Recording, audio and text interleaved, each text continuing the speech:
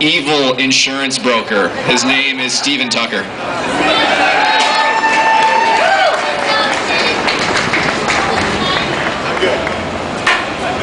Can somebody call Al Gore and have him turn up the temperature a little bit?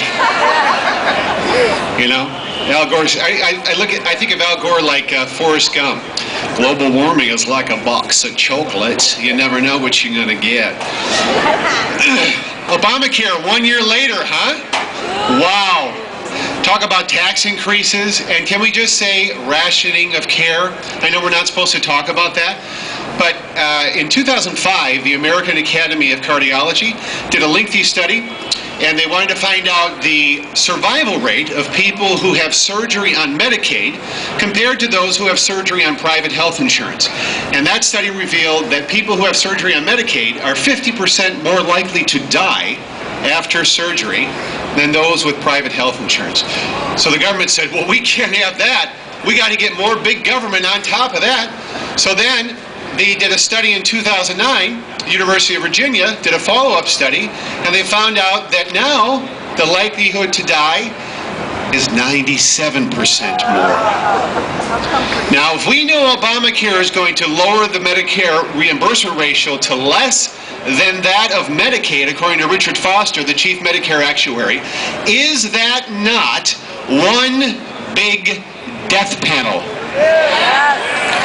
Yes or no? And yet we criticize Sarah Palin for being the first person to actually speak the truth, because that's what it's about. And who's going to pay to insure 33 million new people? Raise your hand, taxpayers. What do they not understand about the facts that we have been taxed enough already? And they're just going to hit us harder. But of course, our dear president, I have a message for President Barack Obama. I actually have a question for him. Who is John Galt? We are sick and tired of your boot on the neck of the private sector. And we know exactly who's going to pay for it. President Obama says, well, we'll put a fine in place. First he said it was a fine. First he said it wasn't a tax, remember? And George Stephanopoulos asked him, well, but it is a tax, because here's what the dictionary says a tax is. And President Obama said, I reject that definition. Only Barack Obama can reject the definition of something in the dictionary. And of course, later he had to admit that it is a tax. Why? Because 28 sovereign states are suing him for stepping on the Constitution. The individual mandate is clearly unconstitutional. And Mitt Romney started the same thing in Massachusetts. You know, we have 50 beautiful states, or if you're Barack Obama, 57. I think he should have started Obamacare in one of the 7 states. That we could see if it failed or not. But we don't have to try Obamacare because they already started it in Tax-Us-Cheusets. And in Tax-Us-Cheusets, where Mitt Romney started Romneycare, which then became the bloated bureaucracy known as MassCare, they said it was supposed to cost $880 million. Remember that? Anybody know what it cost this year? $4.13 billion. That's what we, the people, are paying to bail out Romney's experiment. Now, yes, it was constitutional for them to force you to buy health insurance on a state level, not on a federal level. So that's true. But is it working? Massachusetts has the highest health insurance rates in the nation, by far. They have more physicians per capita than any other state in our union. Do you know how long it takes to see a doctor in Massachusetts? 47 days. Imagine a rash in 47 days. That is what we are spreading across the whole country. A complete fiscal fiasco. And it's exactly what Obamacare is going to be. So President Obama says we're going to put a fine in place so that if they don't buy health insurance, at least we can collect a fine, right? Does anyone know what the fine will be in 2014? $95. Now, if there's a slacker out there who's not buying health insurance already, do you think he's going to spend $2,800 to buy a government-approved health insurance plan? Or will he instead pay the $95 fine?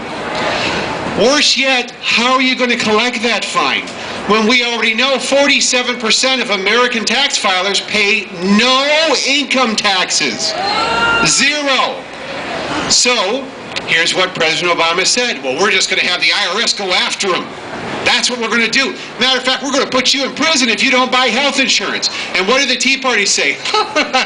Not on our watch. No, you're not going to use the same code you use if you don't pay your taxes to make us buy health insurance. So we conservatives, we Tea Party members, stopped that from happening several months before Obamacare was signed. So now I have a question for you. The IRS, USA Today came out with a big article on the front page. The IRS lacks the clout to collect health insurance fines. Why do they lack the clout? Because they took away the ability for them to apply criminal fines. Right? Everybody remember that? So now, how are you going to collect a fine from someone who pays no taxes? So the IRS said, well, we're just going to hold your tax return. They don't have tax returns. So who's really going to be paying to insure 33 million new people? Raise your hand, taxpayers. We have been taxed enough already. Now, let's talk about our poor senior citizens. I am sick and tired of hearing the $500 billion that Obama took from Medicare. Yes, he did, but Richard Foster, the chief Medicare actuary, says that Obama will be taking $4.95 trillion from Medicare over the first 20 years if Obamacare, God forbid, becomes fully implemented. $4.95 trillion. If you are a senior and you voted for Barack Obama's Hope and Change, you should be ashamed of yourself. Because that is one big death panel as well. So for God's sakes, please contact your local representatives. We only have two real patriots in this state. Congressman Joe Walsh, who you already heard from. Proud to call him my friend. And Congressman Tim Johnson. Every other rep, what do they do in the last CR, number 6 of 7, which we only need CRs because our dear leader, Mr. Obama, he didn't pass a budget last year. So we have to keep kicking the can down the road. Well, Representative Michelle Bachmann and Representative Steve King had a special amendment to make sure that the $105 billion that Edith the Dingbat Pelosi stuck inside of Obamacare, doesn't she remind you of Edith the Dingbat from... Yes. We have to pass the bill so we know what's in it. Well, we know what's in it, okay? So contact your representatives because only 2 of them voted against the last CR and supported Steve King and Michelle Bachmann. Every other rep in this state who ran on repealing Obamacare and got in office using repealing Obamacare as a springboard voted for every CR since they were elected. The most crucial being number 6 of 7, which now allowed $105 billion in Obamacare auto funding to go toward implementing Obamacare, and it's happening right now. So that's it. Thank you, Tea Party members. God bless every one of you. You liberals, if you want to do any fact-checking, go to truthaboutobamacare.com.